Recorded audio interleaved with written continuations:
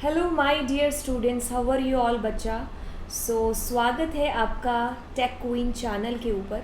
तो आज मैं आप लोगों को डीबीएमएस और एसक्यूएल चैप्टर है जिसकी मैं आपको यहाँ पर शुरुआत कराने वाली हूँ। तो आपको स्क्रीन पर पीछे दिखाई दे रहा होगा यूनिट 3 डीबीएमएस, और आपको नीचे यहाँ पर दिखाई दे रहा होगा स्ट्रक्चर्ड क्वेरी लैंग्वेज पे। तो बच्चा बिल्कुल हम लोग यहाँ पर डीबीएमएस एंड एसक्यूएल वाली जो आपकी यूनिट है 12th सीएस वाले बच्चे और आईपी वाले बच्चे, तो मैं आप ही लोगों का सिलेबस यहाँ पर डीबीएमएस एसक्यूएल का स्टार्ट कराने जा रही हूँ। अभी तक चीज़ें जो चैनल के ऊपर कंप्लीट हो चुकी हैं, रिकर्जन फंक्शन और आईपी के अंदर पैंडास कंप्लीट हो चुका है। तो अब हमारा जो नेक्स्ट यहाँ पर टारगेट है वो है हमारा डीबीएमएस और एसक्यूएल से रिलेटेड। तो बच्चा ये जो कोर्स, ये जो क्लासेस हैं, इसको आईपी और सीएस दोनों बच्चे देखेंगे, ठीक है। तो हम बिल्कुल डेटाबेस कंसेप्ट से यहाँ पर शुरुआत करेंगे। अगर मैं आईपी वालों को सिलेबस दिखाऊं तो आपको यहाँ पर सिलेबस में दिखाई दे रहा है मैथ फंक्शन, ये सारी चीज़ें आपको दिखाई दे रही हैं। अब आप तो सोचोगे कि हमारे तो बेसिक्स ऑफ एसक्यूएल या डीबीएमएस है ही नहीं है यहाँ पर। तो बच्चा एक चीज़ आपको बता दें कि आपको यहाँ पर ग्रुप बाय का, हैविंग का, ये सारा यूज़ है जो आपको तभी आएगा जब आपको टेबल बनानी आएगी, जब आपको उसके अंदर एंट्री करनी आएगी, जब आपको पता होगा कि भाई अपडेट कमांड का क्या यूज़ है, ऑल्टर कमांड का क्या यूज़ है। तो वो सारी चीज़ें जो आप 11th में पढ़ चुके हो, 12th आईपी वाले बच्चों को मैं ये बात बोल रही हूँ कि आप जो सारी चीज़ें 12th आईपी वाले बच्चे जो आप सारी चीज़ें 11th आईपी में पढ़ चुके हो, वो सारी चीज़ें आपको यहाँ पर भी करनी है, ठीक है, डीबीएमएस चैप्टर के अंदर। तभी जा कर के आप लोग ये पावर फंक्शन, ये सारी चीज़ें कर पाओगे। जॉइंस आपको कैसे आएगा जब तक आपको टेबल बनाना नहीं आएगा, ठीक है। तो बिल्कुल आपको एग्ज़ाम में भी इवन चीज़ें हैं जो 11th क्लास के एसक्यूएल की, बेसिक्स ऑफ एसक्यूएल की पूछी जाती हैं। तो येस, आपको भी ये जो पूरा का पूरा कोर्स है ये आपको करना है, क्योंकि ये सब कुछ कराने के बाद में मैं आपको यहाँ पर ये एग्रीगेट फंक्शन और ये सारी चीज़ें हैं जो कराऊंगे, ठीक है। तो अभी हम लोग बिल्कुल ज़ीरो लेवल से स्टार्ट करेंगे, डेटाबेस कंसेप्ट से, कि भाई इंट्रोडक्शन करेंगे डेटाबेस का, हमें ज़रूरत क्यों है यहाँ पर डेटाबेस की। तो हम बिल्कुल ज़ीरो लेवल, हमारी जो क्लास है आज पहली क्लास, यहीं से हम लोग शुरुआत कर रहे हैं। और आई होप मैंने सब क्लियर कर दिया होगा कि अभी इस क्लास में क्या हो रहा है और आने वाली क्लासेस में जो इस कोर्स से रिलेटेड है उसमें क्या क्या होने वाला, ठीक है। तो ये सीएस वालों का सिलेबस है, आप लोग आईपी और सीएस दोनों एक बार अपना सिलेबस ज़रूर देख लेना। देखिए 20 नंबर यहाँ पर है आपको सीएस वाले बच्चे, और आईपी वाले बच्चों को अगर मैं दिखाऊं, so you can see here 25 number यहाँ पर आपको एसक्यूएल और डीबीएमएस वाले चैप्टर के अंदर से है। 20 और 25, तो कितनी इंपॉर्टेंट चीज़ है यहाँ पर, राइट। आपको अंदाज़ा इसका खैर हो ही गया होगा। आप अगर पिछले सालों के पेपर उठा करके देखोगे तो आप देखोगे कि हर दूसरे से तीसरा क्वेश्चन आपको डीबीएमएस एसक्यूएल का है, राइट। तो फिर चलिए अब शुरुआत करेंगे, और शुरुआत करने से पहले ज़रा आप मेरे बारे में जान लीजिए। इंट्रोडक्शन। बच्चा, मेरा नाम है लवजीत अरोड़ा। अनअकैडमी पर मैं प्लस और वेरीफाइड एजुकेटर हूँ क्लास 11th और 12th के लिए, जिनको मैं सीएस आईपी पढ़ाती हूँ। और अगर आप बच्चे सीएस और आईपी वाले हैं तो आप बिल्कुल सही प्रोफाइल विजिट कर रहे हैं। अगर आपको नहीं पता मेरे बारे में और आप ने अभी तक अनअकैडमी पर मेरी कोई क्लास नहीं देखी है, तो सबसे पहले आप अनअकैडमी की या तो ऐप डाउनलोड करें या फिर वेबसाइट के थ्रू आप मुझे सर्च कर सकते हैं यहाँ से, ठीक है। अब आपने सर्च कर लिया, अब आपको मुझे यहाँ पर फॉलो करना होगा। यहाँ पर एक बटन आएगा फॉलो का, ठीक है। तो आगे चलेंगे। अब यहाँ पर देखिए मेरी प्लस क्लास है, ठीक है। ये मुझे बता रहा है कि आज मेरी प्लस क्लास है शाम को 7 बजे। चलिए आगे चलेंगे। यहाँ पर हमारे बैच कोर्सेज हैं, ठीक है। फिर हम लोग कुछ आगे जाएंगे तो यहाँ पर आती है स्पेशल क्लासेस। ये स्पेशल क्लासेस वही क्लासेस हैं जिनको हम लोग फ्री क्लासेस बोलते हैं। अब इसके लिए आपको कोई सब्सक्रिप्शन खरीदने की ज़रूरत नहीं है, ये आपकी बिल्कुल फ्री ऑफ कॉस्ट है, आपसे कोई चार्ज नहीं मांगा जाएगा। बट अगर आप नए बच्चे हो, अनअकैडमी पर आपने इससे पहले कोई और क्लास नहीं देखी है, तो उस टाइम पर ये हो सकता है आपसे कोई कोड मांगे, डेफिनेटली। तो आपको लवजीत अरोड़ा बिना स्पेस के या फिर LA लाइव कोड एंटर करके फ्री क्लासेस के अंदर एंट्री है जो लेनी होगी।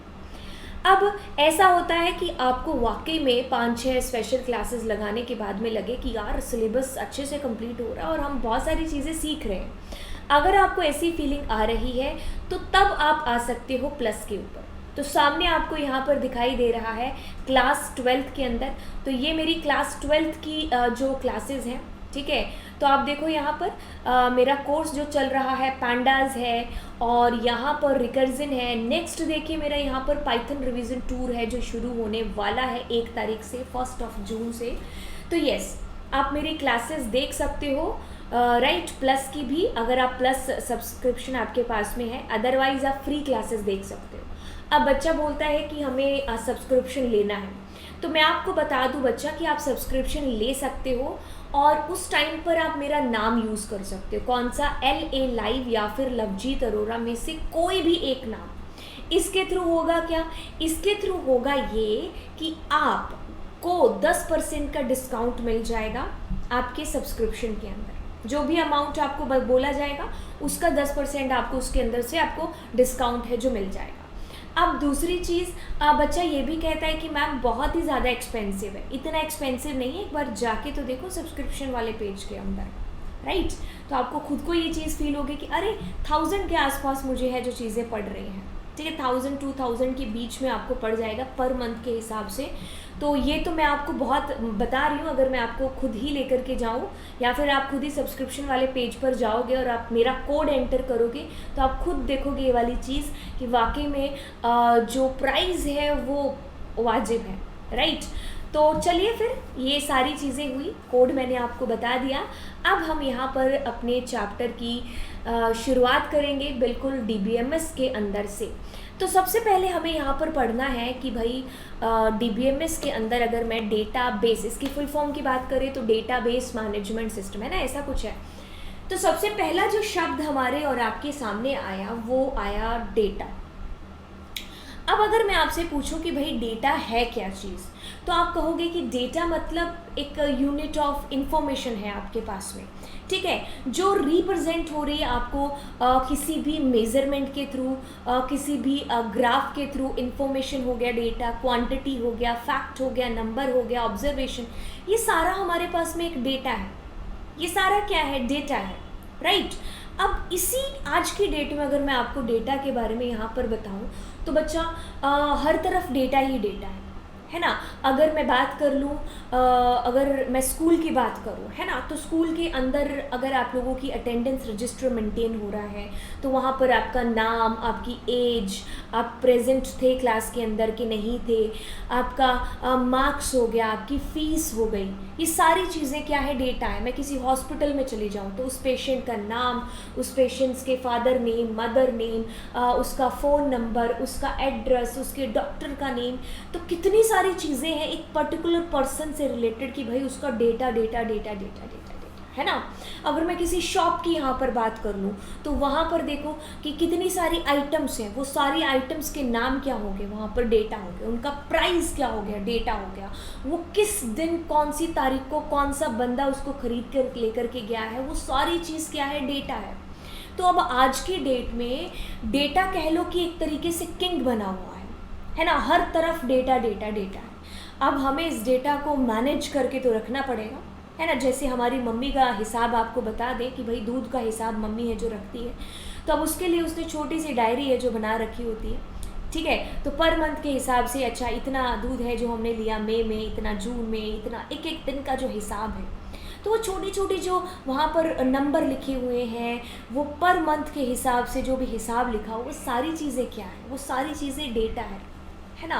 अब उस डेटा को कहीं तो मुझे मैनेज करके रखना पड़ेगा भाई। इतना वास्ट नंबर ऑफ डेटा जो मुझसे संभाला नहीं जा रहा है, यहाँ पर हम स्टोर करके रख नहीं सकते भाई। और भी चीज़ें बहुत है, कितना याद रखेंगे, हमें फ़ोन नंबर तक नहीं याद अपने, हम इतना डेटा कैसे संभाल के रखेंगे। तो अब इन सारे डेटा को संभालने के लिए हमारे पास में सॉल्यूशन आता है कि चलिए हम डेटा को फाइल्स में रखना स्टार्ट करते हैं, जो हमने कर भी दिया, स्टार्ट कर रखना इसके अंदर, ठीक है।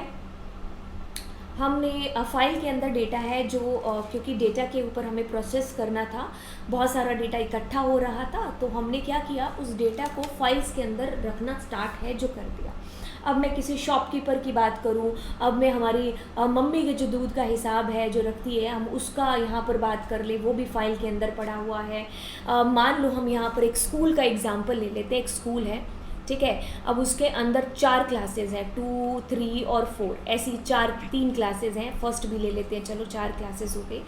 तो अब इनके क्लास के अलग अलग रजिस्टर्स हो गया, अटेंडेंस रजिस्टर हो गया, फीस रजिस्टर हो गया, कोई भी दूसरा जो है एकेडमिक रजिस्टर हो गया।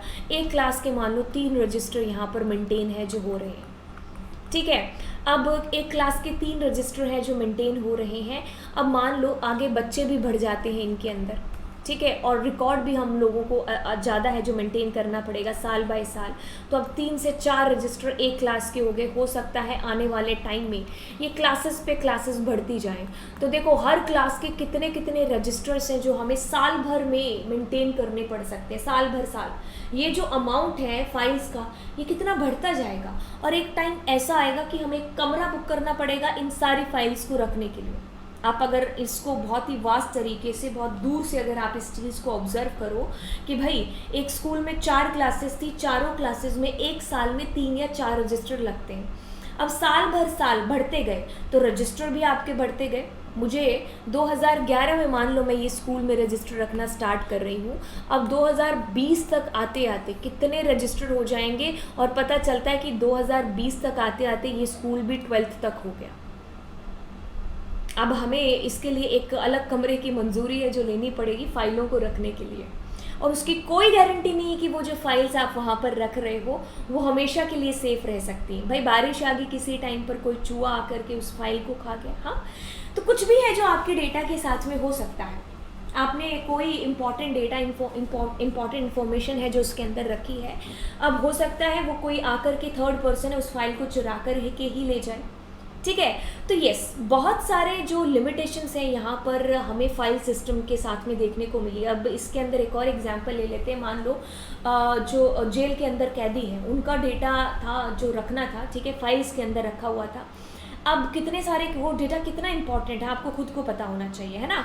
तो वो डेटा फाइल्स के अंदर रखा हुआ है। अब उसमें देखो क्या क्या चीज़ें हो सकती है। भाई कोई भी बाहर से आकर के उस जो FIR की कॉपी है या कोई भी उसके अंदर जो कैदी से रिलेटेड जो भी डेटा रखा हुआ है वो कोई भी डेटा उठा सकता है। कोई भी बंदा उसमें से जो है डेटा लेकर के लीक कर सकता है ना, या फिर उसकी कोई कॉपी करा सकता है, कोई गलत उसमें टिक कर सकता है। मान लो किसी कैदी का नाम हो राम प्रताप, है ना, मैं एग्जाम्पल ले रही हूँ, तो उसकी जगह राम प्रकाश करके चला जाए काट करके, है ना। तो कुछ भी है जो उस फाइल के साथ में हो सकता है। तो हम लोगों ने सॉल्यूशन तो ढूंढ लिया कि भाई इतना डेटा जो इकट्ठा हो रहा है हम उनको फाइल्स में रखना स्टार्ट कर देते हैं, हमें सॉल्यूशन मिल गया यहाँ पर। बट वो कोई बेस्ट सॉल्यूशन नहीं था फाइल सिस्टम के अंदर रखना हमारे डेटा को। वो कोई एक आप कह लो कि कोई कंक्लूजन नहीं निकला था। अब हम अगर हमारे कंप्यूटर की बात करें तो कंप्यूटर के अंदर जो हमने फोल्डर बना रखे हैं, हमारी कोई इमेजेस है, हमारी कोई वर्ड की फाइल है, ये सारी भी तो फाइल्स हैं यहाँ पर, है ना। तो ये सारी फाइलें हमने अपने कंप्यूटर के अंदर भी है जो रखी हैं।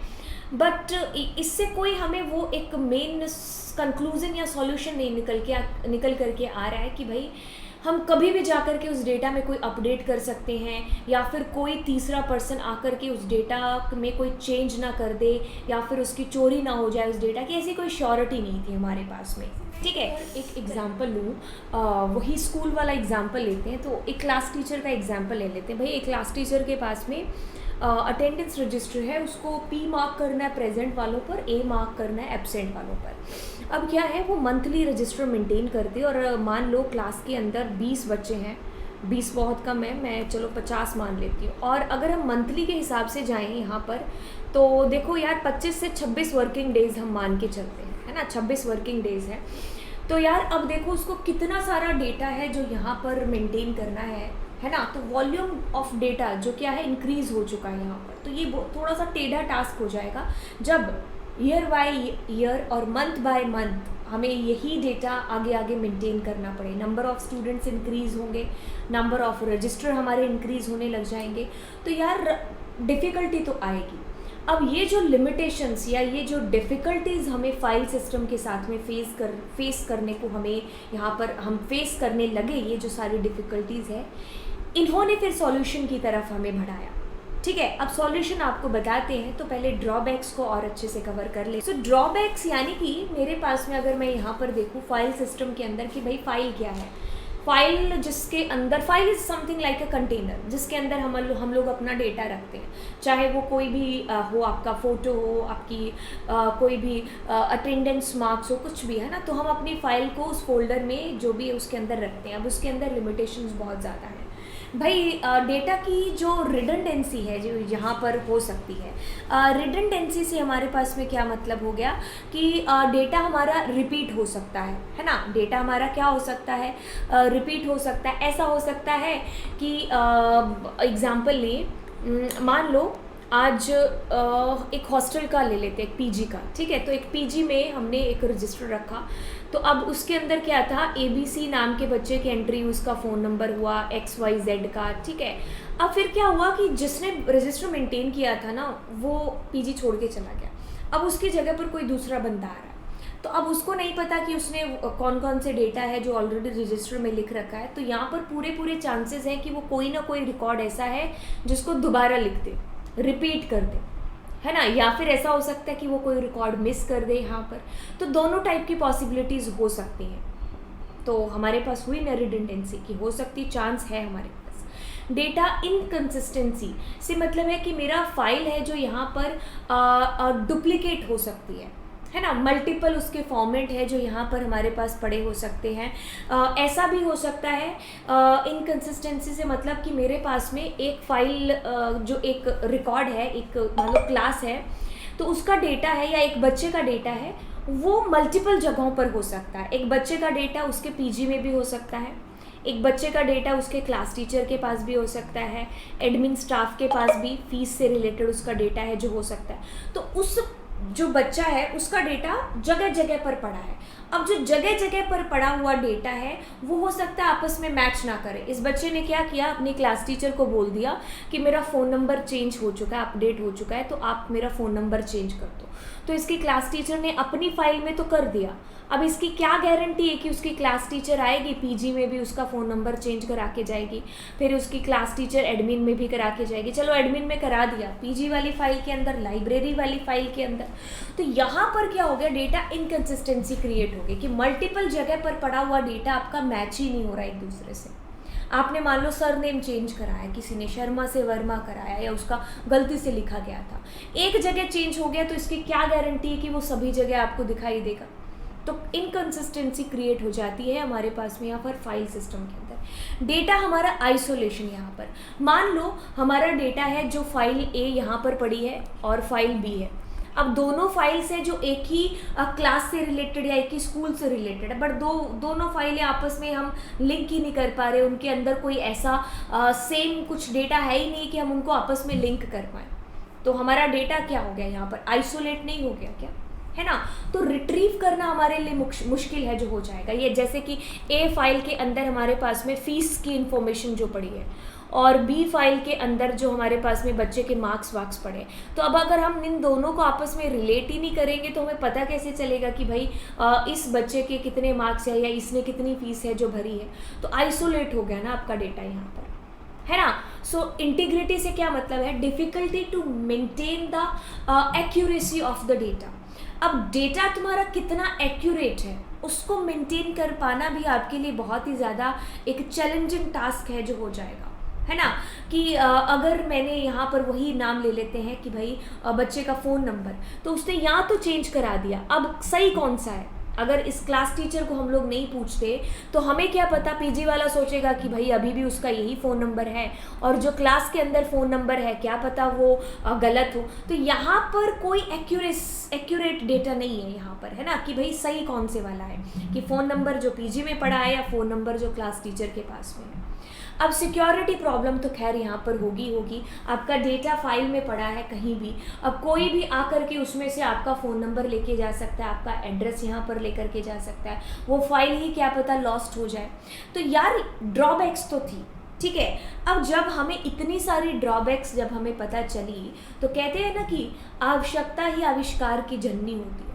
तो जब हमें इतनी सारी ड्रॉबैक्स यहाँ पर दिखी, तो अब हम सॉल्यूशन की तरफ मतलब कदम है जो बढ़ाने गए, हमें सॉल्यूशन हमने ढूंढे कि भाई ऐसा क्या किया जाए कि हमारा ये जो सारी ड्रॉबैक्स हमें दिखी हैं, तो अब हम इन सब को दूर करके कुछ एक सॉल्यूशन की तरफ ढूंढें।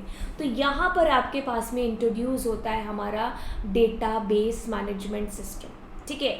तो हमारा जो सारा का सारा डेटा है वो आपस में एक इंटर रिलेट डेटा, ठीक है, सारा का सारा, जैसे कि अगर मैं यहाँ पर 21 लिखूँ, जैसे कि मैं यहाँ पर 21 लिखती हूँ और अपना नाम लिख देती हूँ लवजी, तो अब जब ये डेटा आपस में इंटर रिलेट नहीं होगा तो 21 से क्या पता चलेगा? 21 उसकी सैलरी हो सकती है, उसकी एज हो सकती है, 21 उसकी बर्थ डेट हो सकती है, कुछ भी हो सकता है ना।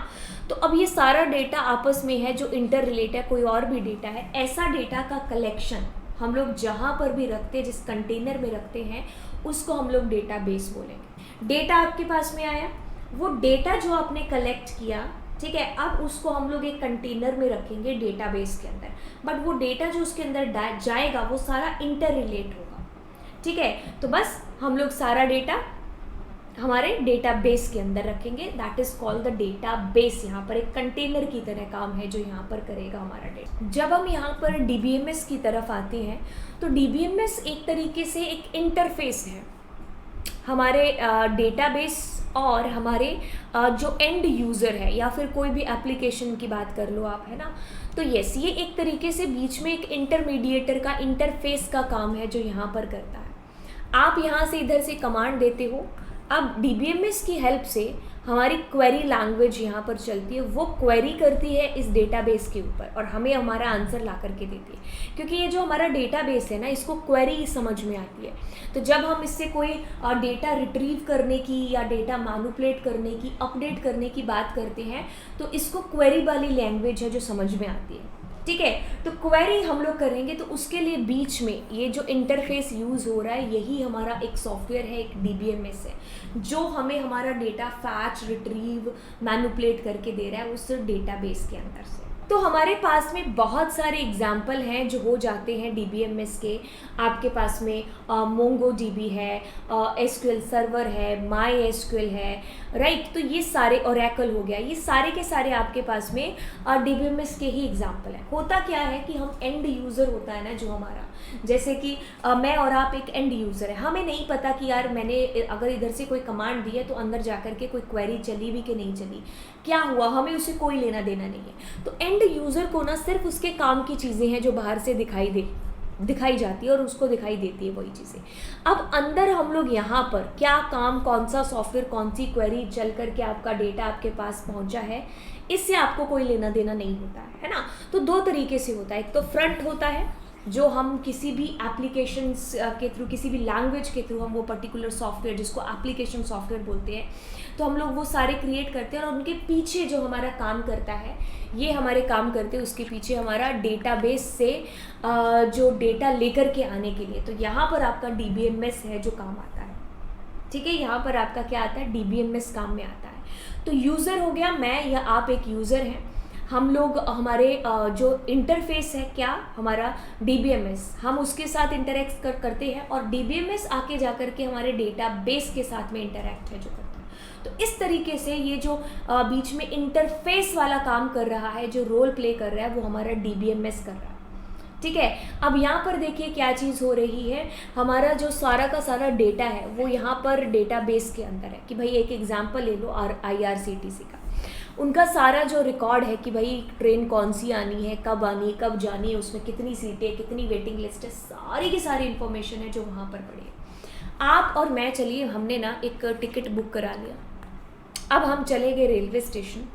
अब हम क्या सोचते हैं, हम सोचते हैं कि यार मेरी टिकट कंफर्म नहीं हुई, मैं आंटी से पूछ लेती हूँ कि मेरी टिकट कंफर्म हुई कि नहीं हुई। अब आंटी क्या करेगी, आंटी यहाँ से क्वेरी चलाएगी, यहाँ से देखेगी, ये क्वेरी यहाँ पर जाएगी और यहाँ से वो डेटा फैच होकर के हमें ऐसे है जो रिजल्ट मिल जाएगा कि भाई आपकी टिकट कंफर्म नहीं हुई। हम अपने आप को थोड़ा शाना समझते हैं, हम सोचते हैं कि यार इस भैया के पास या अंकल के पास जाते हैं, हमें ये तो बता ही देगा, है ना। अब उसने भी क्या करना है, उसने भी उसी डेटाबेस के अंदर से आपको आंसर देना है। इसके पास जाओगे तो इसने भी उसी डेटाबेस, उसी कंटेनर के अंदर से आंसर आपको छांट करके देना है कि भाई आपकी टिकट कंफर्म नहीं हुई है। और आप दुनिया के किसी भी कोने में जाकर के IRCTC की वेबसाइट ओपन करके अगर आप देखोगे तो आपको वही स्टेटस मिलेगा जो इन तीनों में से किसी ने भी दिया है ना।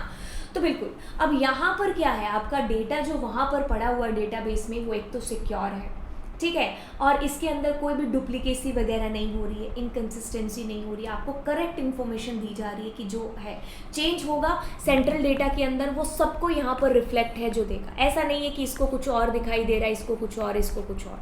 जैसे आपका CBSE का रिजल्ट है, आप दिल्ली में बैठ कर के रिजल्ट देख लो तो भी आपके उतने मार्क्स हैं जितने आप कहीं और सिटी में, जयपुर में बैठ करके देख लो, ठीक है। तो यस, आपके डेटा की यहाँ पर कह लो कि लॉस्ट भी नहीं होगा आपका डेटा डिजिटली स्टोर है। आप दुनिया के किसी भी कोने में जा करके आप उस डेटा को देखोगे वो वहाँ पर सिक्योर पड़ा रहेगा। तो जो लिमिटेशंस आपको फाइल सिस्टम के अंदर दिखी थी वो सारी एडवांटेज बन करके अब हमें यहाँ पर दिखाई देने लग गई। तो ये हुआ हमारे पास में हमारा DBMS, क्यों हमें उसकी नीड यहाँ पर महसूस हुई, एंड फाइल सिस्टम्स के क्या डिसएडवांटेज है, क्या लिमिटेशंस है, ये सारी चीज़ें हमने यहाँ पर अभी तक कवर कर ली। अब नेक्स्ट क्लास में मैं आपको रिलेशनल डेटा मॉडल है जिसके बारे में इंट्रोडक्शन कराऊंगी। तो आपको अगर लेक्चर अच्छा लगा तो अपने दोस्तों के साथ में अभी के अभी शेयर करो और लाइक ज़रूर करके जाना, नहीं तो भूल जाओगे, ठीक है। तो चलिए फिर बाय बाय एंड